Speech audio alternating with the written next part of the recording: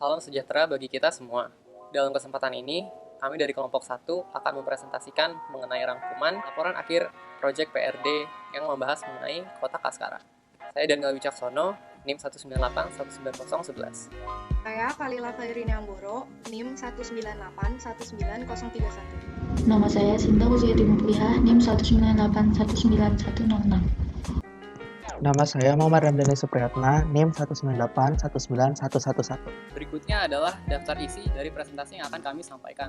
Di antaranya ada kontribusi individual, definisi masalah, dan persyaratan desain yang akan disampaikan oleh Sinta. Kemudian ada desain konseptual yang akan disampaikan oleh saya sendiri. Kemudian ada detail desain yang akan disampaikan oleh Fadil. Dan satu bagian analisis dan perhitungan, juga pelajaran yang didapat akan disampaikan oleh Ramdhani. Pertama adalah kontribusi individual dalam pembuatan laporan. Setiap bagian laporan memiliki penanggung jawabnya masing-masing. Hal ini bertujuan agar penyusunan laporan dapat berjalan dengan baik. Penanggung jawab pada format awal meliputi judul, penulis, daftar isi, dan daftar kontribusi, serta definisi masalah dan persyaratan desain adalah saya. Penanggung jawab pada bagian desain konseptual meliputi konsep alternatif, evaluasi alternatif, dan pemilihan konsep adalah Daniel. Penanggung jawab pada bagian detail desain meliputi fitur utama dan cara kerja adalah Khalil.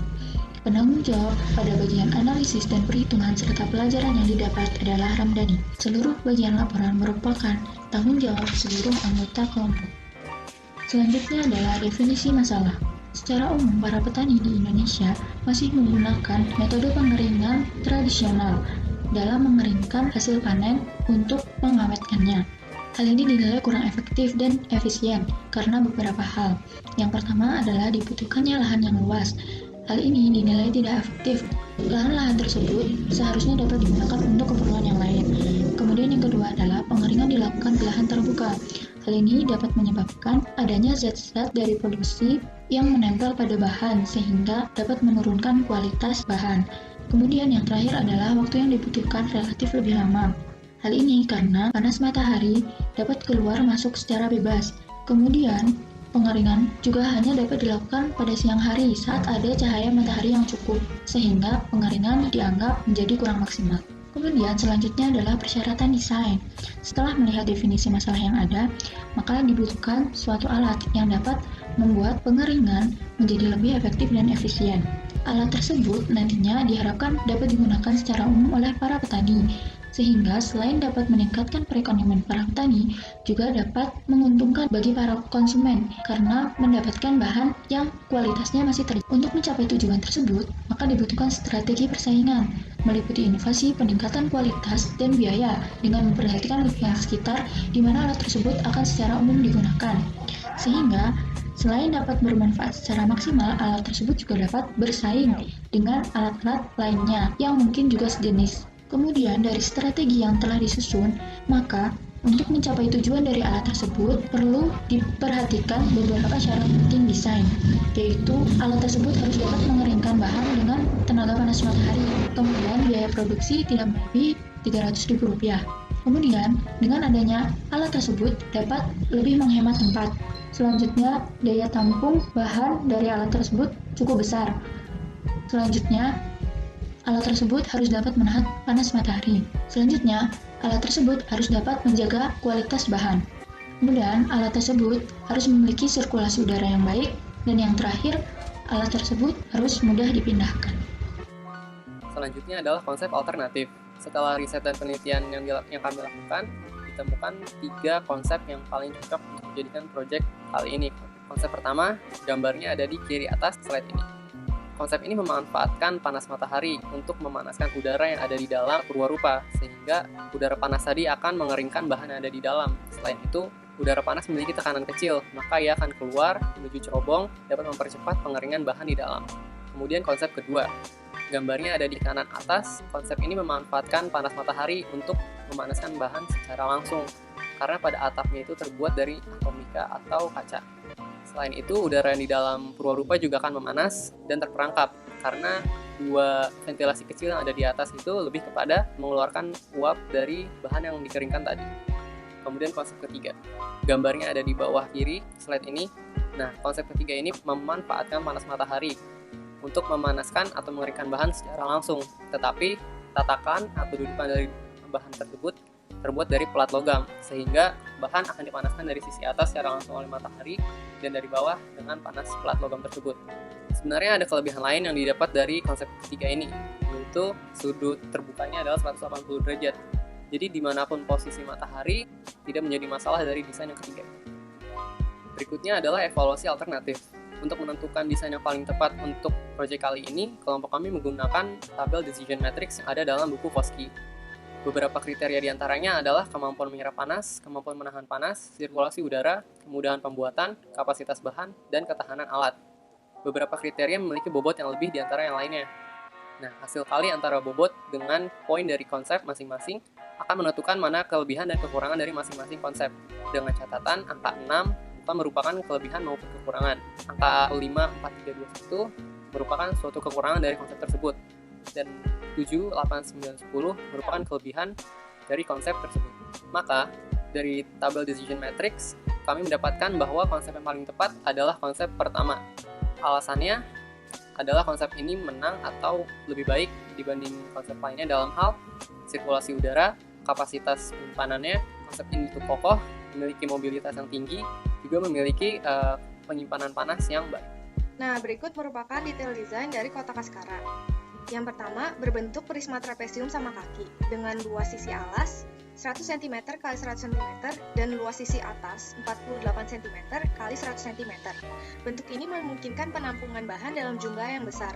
Selain itu, bentuk ini mampu memasukkan sinar matahari secara efektif karena memiliki sisi miring di kanan dan di kiri. Kemudian secara umum, alat ini terbuat dari bahan kayu. Namun untuk pintu, itu terbuat dari bahan triplek. Pintu itu sendiri mengadaptasi fungsi kerja dari pintu oven. Adapun tinggi dari alat dibuat 45 cm, mampu mengorganisasi tray menjadi bentuk yang berundak-undak. Penempatan tray dapat dilihat pada gambar di samping kiri. Kemudian ada fitur bagian dalam. Yang pertama, tray. Tray dibuat dengan ukuran yang berbeda-beda. Hal ini dikarenakan penyesuaian dengan sisi miring dari alat tersebut. Kemudian, tray ini berbentuk persegi panjang yang dibuat dari kawat yang di sekelilingnya dilapisi dengan triplek. Mengapa terbuat dari kawat? Hal ini dikarenakan kebutuhan sirkulasi udara di dalam alat. Jika terbuat dari triplek seutuhnya, udara hanya akan mengalir pada bagian atas alat. Selanjutnya, yang kedua ada plat logam aluminium. Nah, plat logam aluminium ini terletak pada jalur masuk udara. Plat logam ini mampu menyerap panas dari luar yang kemudian akan disalurkan menuju ke dalam alat. Kemudian, mengapa dicat berwarna hitam? Karena warna hitam merupakan warna yang dapat menyerap radiasi paling banyak dibandingkan warna lain, sehingga mampu menyerap panas lebih baik dibandingkan warna lain. Nah, selanjutnya ada fitur bagian kanan dan kiri. Kedua sisi dipasangi fiberglass berukuran 90 cm x 42 cm. Tujuan pemasangan ini yaitu menyalurkan panas dari luar alat ke dalam alat. Pemilihan fiberglass sendiri didasari yang pertama biaya yang murah dan yang kedua kemudahan bahan fiberglass untuk dicari di pasaran. Untuk fitur kedua yakni ada ventilasi. Ventilasi berbentuk persegi panjang sepanjang 90 cm x 2 cm. Nah, ventilasi ini diyakini efektif untuk menyalurkan udara dalam jumlah yang besar jika dibandingkan dengan ventilasi berbentuk bulatan-bulatan kecil. Nah, ventilasi ini sendiri dipasangi kawat 50 mesh, di mana kawat ini dapat menyaring debu dan polusi agar udara yang masuk ke dalam alat merupakan udara yang bersih, bukan udara yang kotor yang berasal dari luar alat. Kemudian ada fitur bagian atas. Nah, pada bagian atas ada 3 buah cerobong yang masing-masing berdiameter 5 cm dengan panjang masing-masing 20 cm. Nah, cerobong ini dilengkapi dengan kawat 50 mesh dan juga penutup agar menghindari masuknya partikel yang tidak diinginkan. Kemudian pada bagian atas dipasang pula fiberglass berukuran 90 cm x 38 cm. Hal ini untuk memaksimalkan penyaluran panas matahari dari luar alat ke bagian dalam alat. Berikutnya ada cara kerja dari alat. Seperti yang kita ketahui, udara mengalir dari tekanan yang lebih tinggi ke tekanan yang lebih rendah. Maka dari itu, udara dingin akan masuk melalui ventilasi. Di ventilasi ini, udara disaring dari debu dan polusi. Kemudian, udara akan disalurkan melalui jalur udara. Di sisi-sisi jalur udara, sudah disiapkan plat logam aluminium berwarna hitam yang tadi sudah menyerap panas matahari. Nah, panas dari plat logam ini akan ditransfer ke udara, menyebabkan udara menjadi lebih hangat ataupun panas. Kemudian udara akan masuk ke dalam ruangan di dalam alat. Di ruangan ini dapat dilihat pada gambar sudah ada tray-tray yang ada. Kemudian, udara akan mengitari tray-tray yang ada. Setelah selesai mengitari tray-tray yang ada, udara keluar sebagai panas melalui ketiga cerobong yang tadi sudah dibahas. Bagian analisis dan perhitungan yang akan kami hitung adalah jumlah luas tray dan daya dengan aliran panas konveksi. Pada perhitungan luas tray akan disusun sesuai dengan gambar berikut, di mana jarak antar tray-nya adalah 7 cm, sehingga dapat dihitung tinggi rangka tray-nya adalah 35 cm. G adalah panjang tray yang paling atas. Panjang G diperoleh dari perbandingan antara trapesium besar dengan trapesium yang kecil, sehingga diperoleh G sama dengan 19,5 cm. Dengan diketahui G, maka kita dapat mencari panjang tray yang lain. Nah, di mana panjang B, C, D, E, dan F didapat dari tinggi segitiga besar dibagi alas segitiga besar sama dengan tinggi segitiga kecil dibagi alas segitiga kecil. Nah, untuk luas tray-nya maka dapat dicari, sehingga diperoleh luas totalnya 3,318 meter persegi.